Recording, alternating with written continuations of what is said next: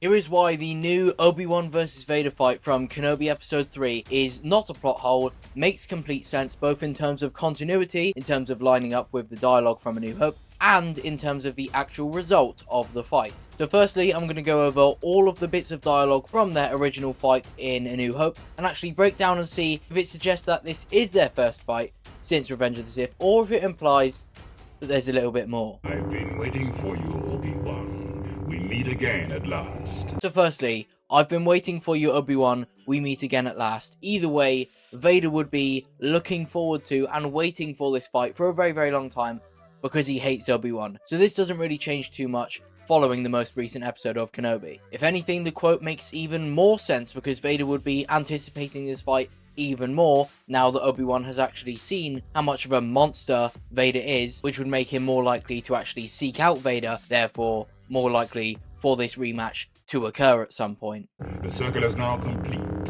When I left you, I was but the learner. Now I am the master. Secondly, and this is actually the main one that people revert to when they say there shouldn't be a fight between the Revenge of the Sith fight and A New Hope fight. The circle is now complete. When I left you, I was but the learner. Now I am the master. There's multiple ways this quote can be interpreted. Therefore, because a few of them make sense, I think this is okay. But if they don't fight again in the Kenobi series, I do think this is leaning a bit towards the plot hole side. Because when Vader left Obi-Wan after that fight in the Kenobi series, he was definitely not the learner. However, he could be referring to leaving, as in leaving Obi-Wan and the Jedi and the light side to becoming a Sith and Palpatine's apprentice, rather than literally leaving him like the last time they met. But I think there will be another fight, and Obi-Wan performs like a little bit better, therefore Vader looks like a bit more of a learner. But even if Vader still easily wins this fight, he doesn't manage to finish off Obi-Wan, because we know that Obi-Wan is alive in A New Hope.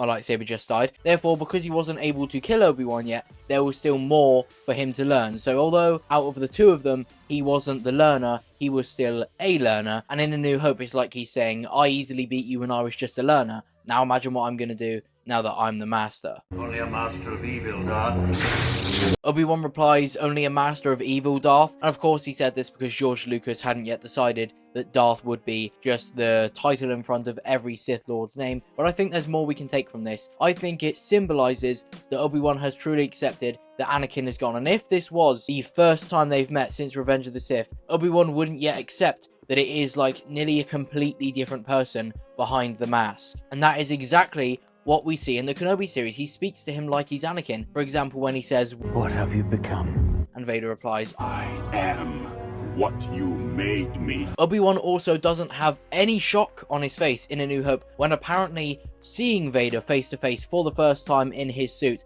And I just don't believe that would be the case. And again, in the Kenobi series, when he sees Vader for the first time, he does have this shock that I would have expected to see in their first time meeting since Revenge of the Sith. So if anything, I think the fight in the Kenobi series makes this quote make more sense than it did before. And if they have a second fight in the Kenobi series like I think they will, it only backs it up further because he would be even less shocked seeing Vader in the suit in A New Hope, because it would be the third time he's seen him face to face. Your powers are weak, old man. Vader then says, your powers are weak, old man. And although Vader can probably actually sense that Obi-Wan is weak in this fight, it is very early doors, yet he is very confident. And maybe that's because he's already fought Obi-Wan since the first time where Obi-Wan removed 3 of his limbs and Obi-Wan was very, very weak, which of course that fits the description of the Kenobi series fight very, very well. Obi-Wan was significantly weaker, and I'm going to explain exactly why that is later on in the video, so stick around for that. You can't win, Darth.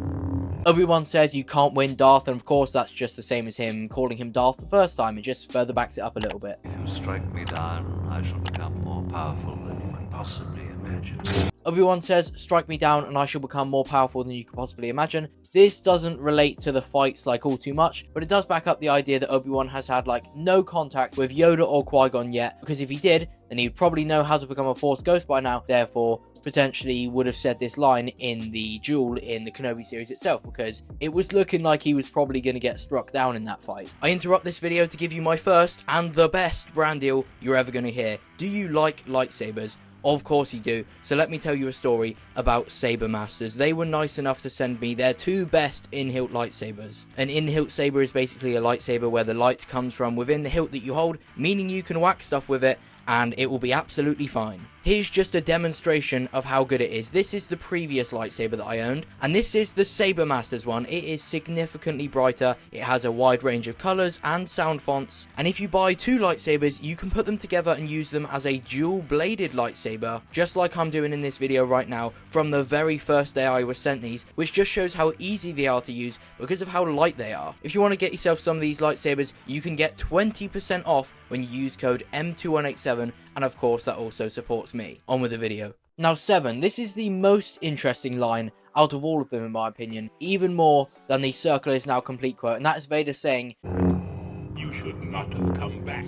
You should not have come back. Does he mean like literally come back as in to the Death Star? Because that would confirm that not only is there a second fight, it's on the Death Star, or is he saying come back as in like coming back to Vader? Because of course, number 1, in the Mustafar fight, Obi-Wan went to Mustafar for Vader, but number 2, it would mean that there kind of has to be another fight in the Kenobi series again, and that Obi-Wan will have to go to Vader for that fight. Because in their first fight, it was most definitely Vader going to Obi-Wan, not Obi-Wan going to Vader. I mean, Obi-Wan literally tried to run away like twice in that fight. So again, this fight in the Kenobi series, like not being a plot hole, does depend quite a bit on there being another fight in the series, because although all of the other quotes have like a decent alternate explanation of what the quote could actually mean if there's not a second fight, this one doesn't really, because like I said, Obi-Wan did not go to Vader in this fight at all. So what about the actual result of the fight itself? I mean, the first time Obi-Wan and Vader fought,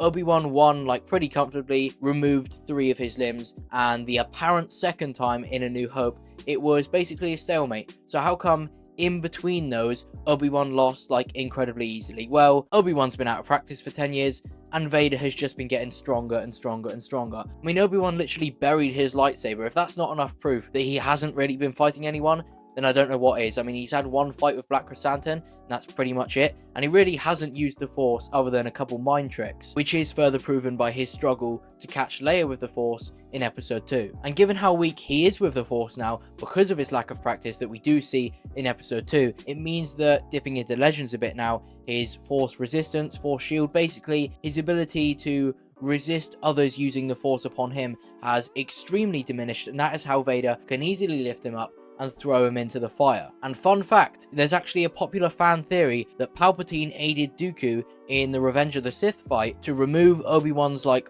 Force shield, and that's how Dooku could easily throw Obi-Wan across the room. And like I said, Vader is just getting more and more powerful because obviously he's hunting down all the surviving Jedi that the Inquisitors can't quite manage. As we see in the Rebels series, he hunts down Kanan and Ezra and fights Ahsoka as well. And he's obviously like studying the dark side to get like more and more powerful, because he actually tried to bring Padme back to life, but that is a completely different story. So that is just one plot hole from the Kenobi series explained and debunked, but there is many more, in fact 4, and I cover them in this video right here, so go check it out if you want to see some more plot holes explained. I've got plenty of content coming after Kenobi Episode 4, so subscribe to see that. Thank you for watching, leave a like if you did enjoy, and goodbye.